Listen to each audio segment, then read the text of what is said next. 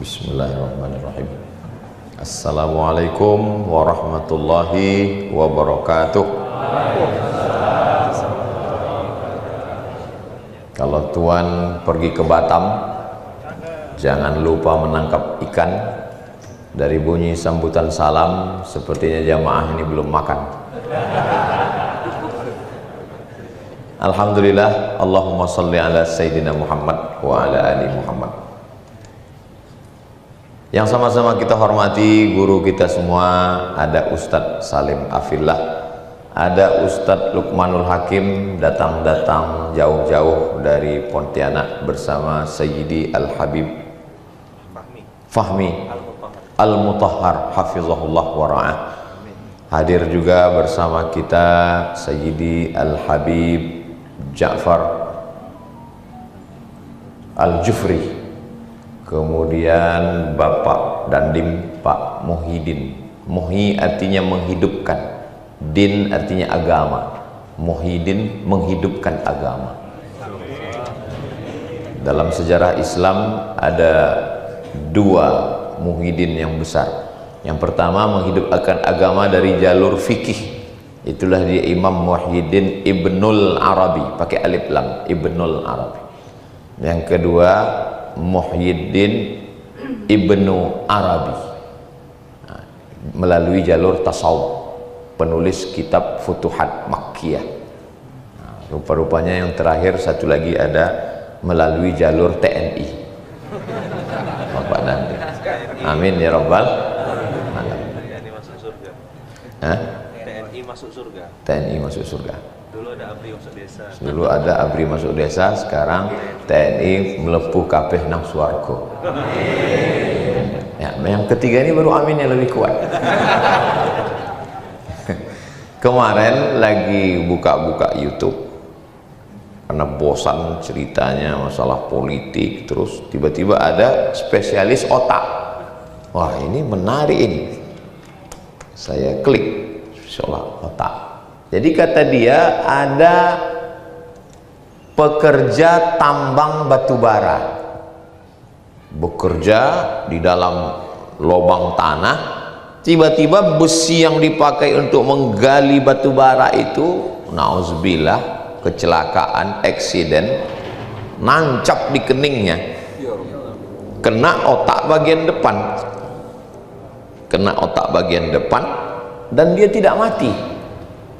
Biasanya kalau udah kena otak itu kepala mati, ini enggak mati. Diobati di rumah sakit sehat, tapi setelah dia pulang ke rumah terjadi perubahan sikap.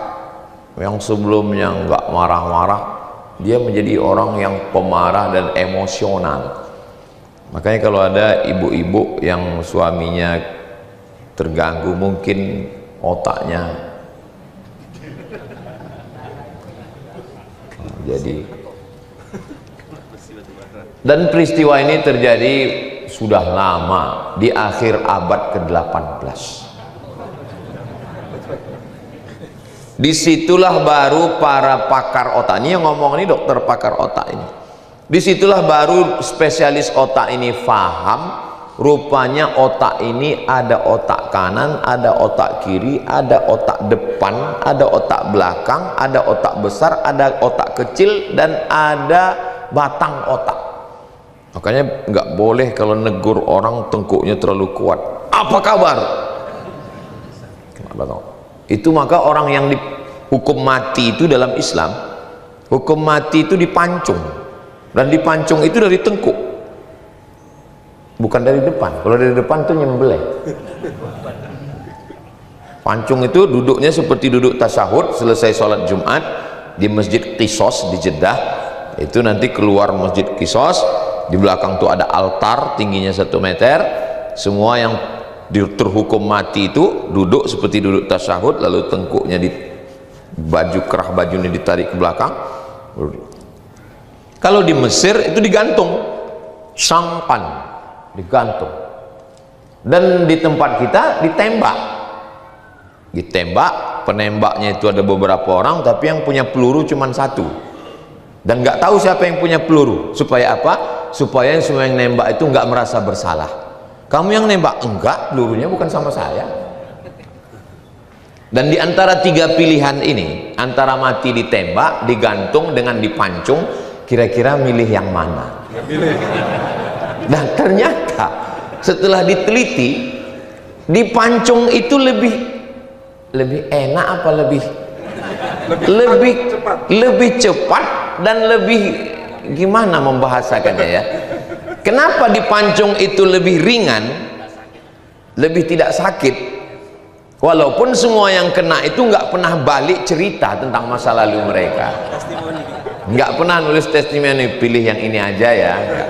Antara yang ditembak langsung di jantung dengan yang digantung dengan yang dipancung, itu ternyata yang dipancung itu karena dia sebelum mati itu batang otaknya kena duluan, dia pingsan duluan gitu. Tapi nggak tahu juga ya, karena ini kan prediksi orang hidup. Dan ternyata setelah dia kena musibah otak bagian depan ini, dia pulang terganggu emosionalnya, menjadi pemarah, dia tetap hidup. Barulah para pakar otak ini paham, rupanya otak bagian depan ini adalah mengatur emosi dan memerintahkan. Dan Masya Allah, tabarakallah, subhanallah, Allahu Akbar. Bapak ibu semua hafal ayatnya. Nasiyatin kazibatin khati'ah. Nasiyatin, otak bagian depan, kita menerjemahkannya ubun-ubun bagian depan. Kazibatin, nasiyatin, ubun-ubun, otak bagian depan. Kazibatin, manipulatif. Khati'atin, pelaku dosa. Ternyata yang memerintahkan kamu gini itu adalah otak bagian depan. Dan dalam mazhab Syafi'i, kita umumnya begitu berwudu, sedikit saja sudah sah, dan yang diambil itu diusap bagian depan. Artinya apa? Di scan satu hari 5 kali, scan pagi, scan zuhur, scan asar, scan maghrib, scan isya, scan tahajud, scan duha. Supaya apa? Supaya otak bagian besar ini selamat dari dua, kazibatin, bohong, khati'atin, salah.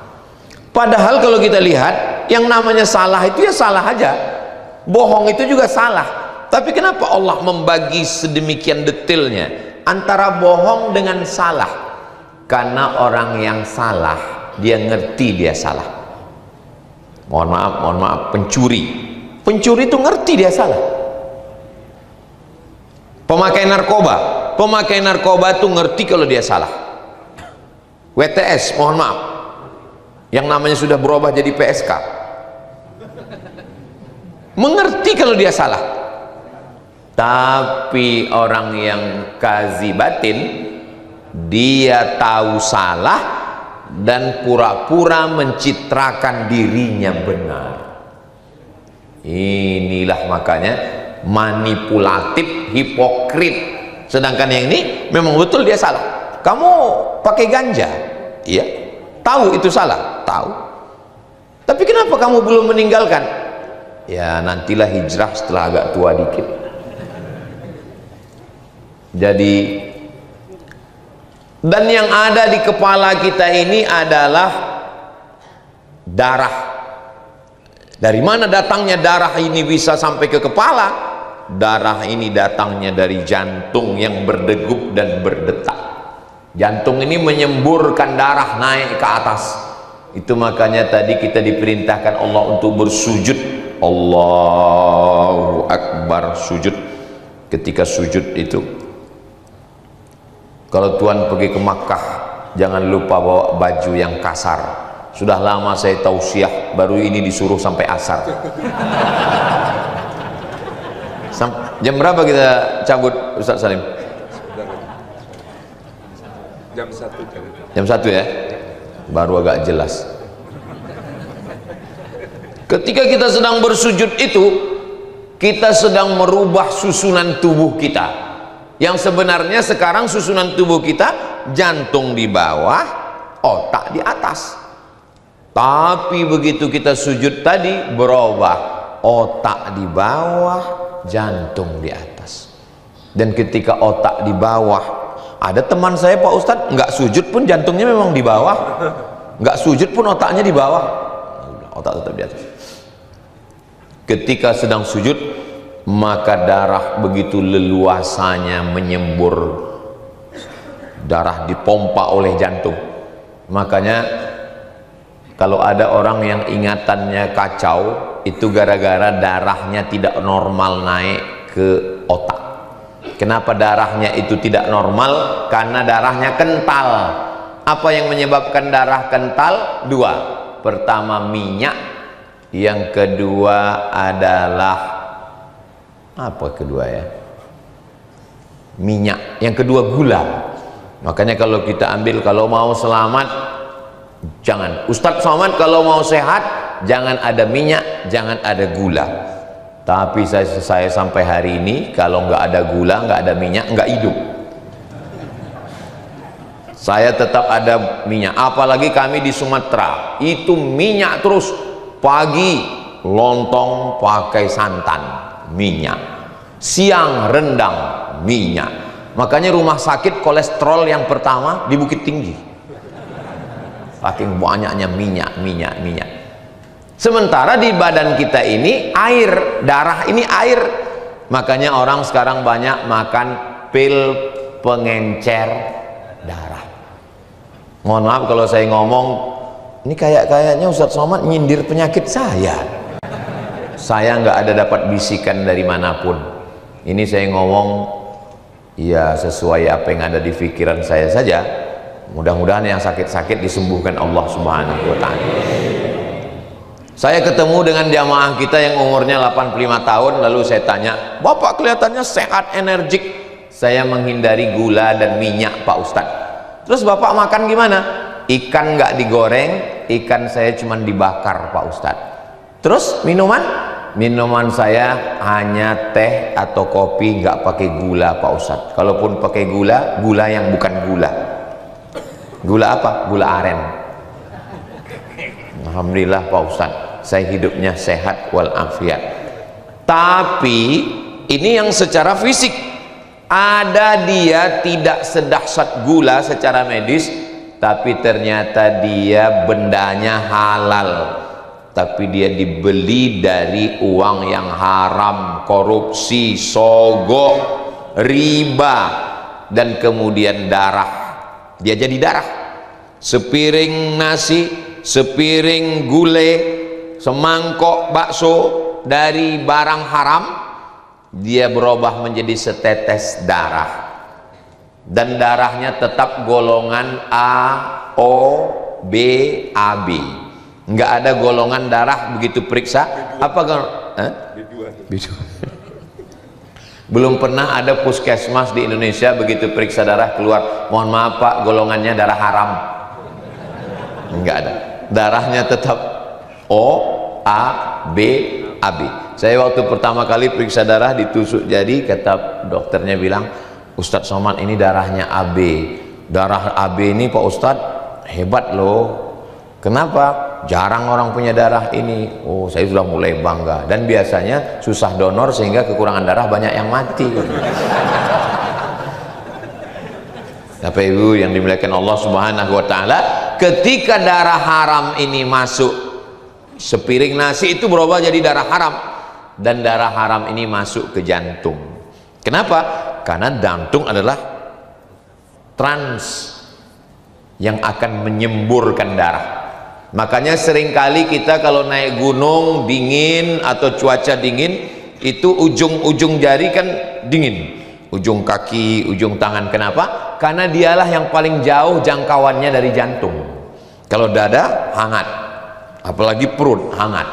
Tapi kalau ujung-ujung ini dingin. Kenapa? Karena paling jauh getarannya dari jantung. Jantung ini menyemburkan paling jauh di ujung jari, makanya dingin.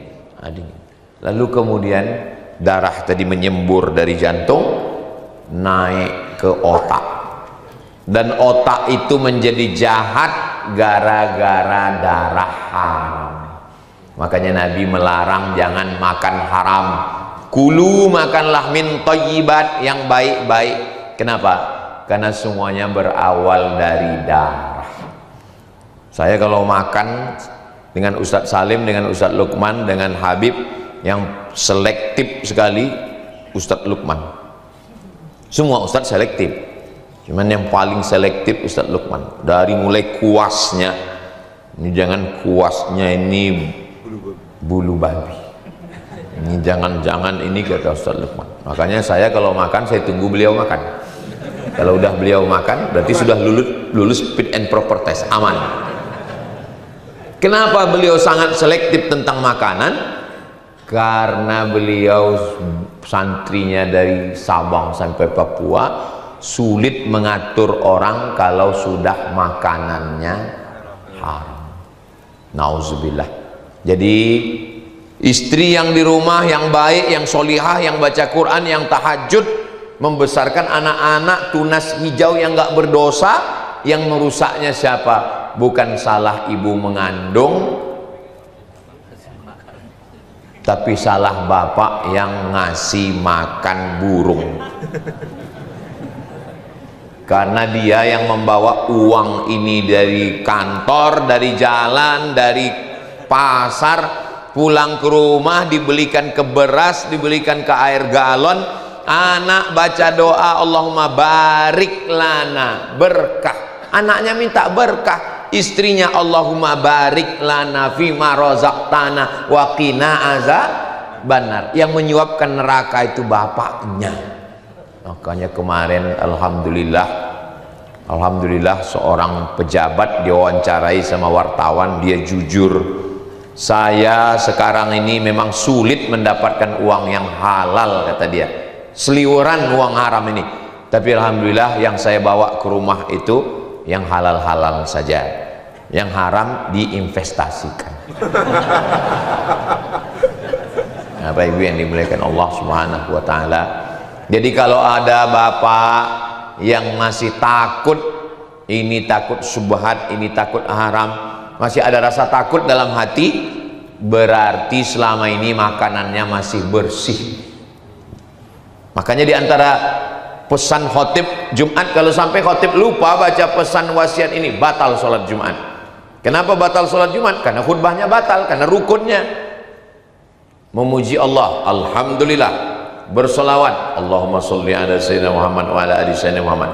Ayat Quran, ya ayyuhalladzina amanu taqullah, wasiat taqwa, usikum wa nafsi bitaqwallah, takutlah kepada Allah.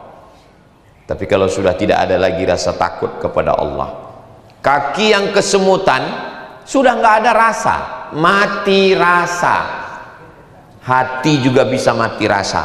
Kenapa hati mati rasa? Karena makan haram. Ada video seorang suami ngejek istrinya stroke.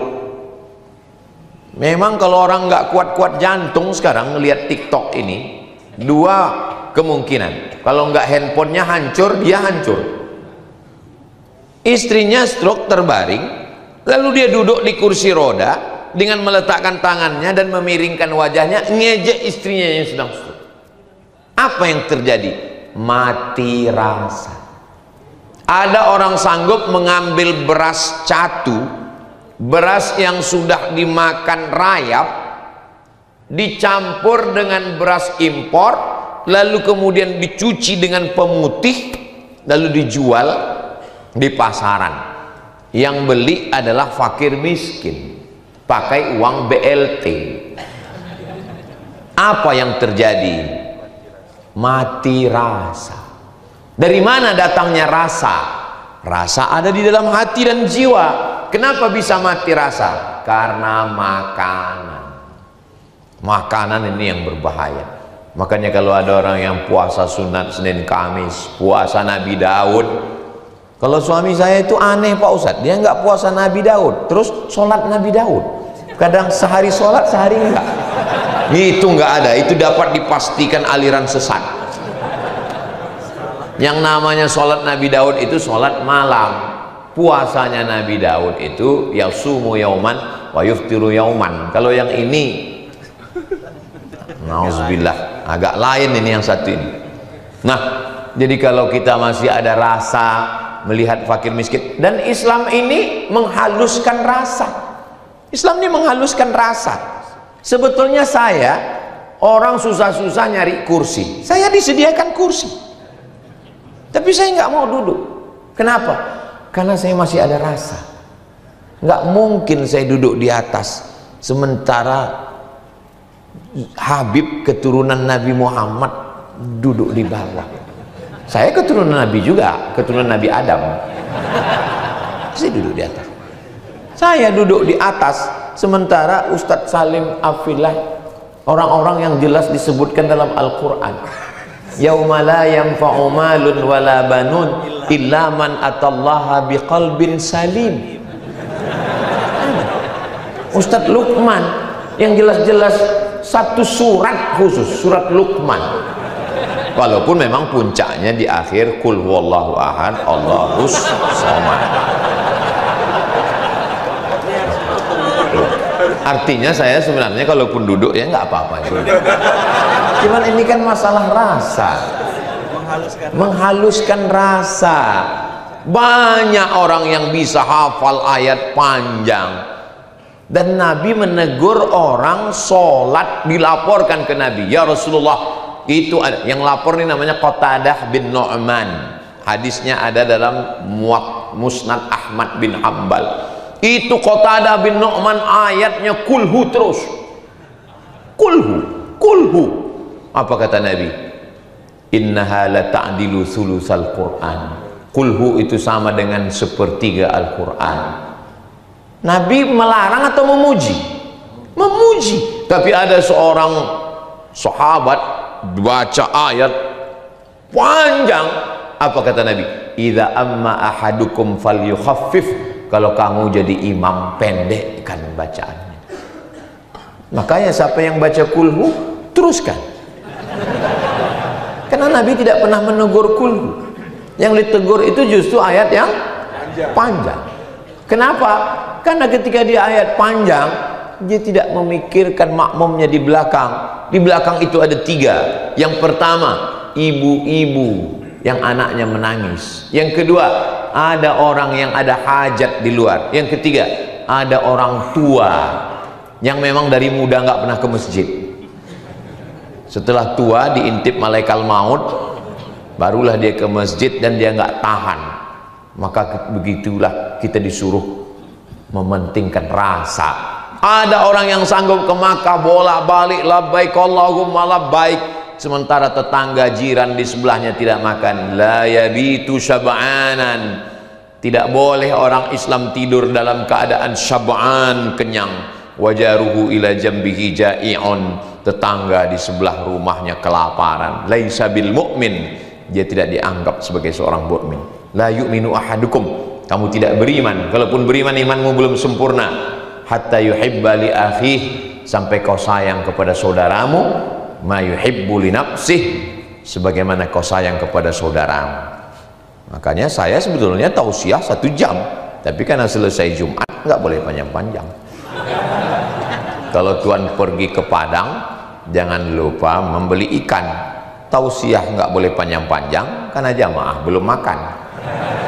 Saudaraku yang dimuliakan Allah Subhanahu wa taala, maka dulu kiai-kiai, wali-wali, sunan-sunan, habib-habib sebelum pengajian potong sapi, potong kambing, makan dulu. Setelah makan baru acara maulid, acara sekaten, acara haul, acara ngaji, dihibur dengan gamelan menyenangkan, baru cerita tentang neraka. Gitu. Kalau sekarang enggak, orang datang lapar cerita tentang neraka. Jadi akhirnya orang pun mau ngaji, enggak, neraka terus katanya. Neraka di luar, neraka di dalam katanya. Alhamdulillah. Ternyata kalau kita ngomong di depan orang yang hatinya khusyuk itu waktu begitu cepat berlalu. Sudah pas jam 1. Ini baru muqaddimah perjalanan safari dakwah Yogyakarta dan sekitarnya. Jangan lupa ikuti terus program kita tahun ini bernama Lir Ilir Ojo Lali. Terima kasih Itu yang dapat saya sampaikan. Mohon maaf banyak kata-kata saya tidak berkenan di hati. Saya tutup dengan pantun penutup, menangkap puyuh di Bukit Selasih. Thank you dan terima kasih. Madiun lemah teles, matur nuwun Gusti Allah sing bales. Assalamualaikum warahmatullahi wabarakatuh.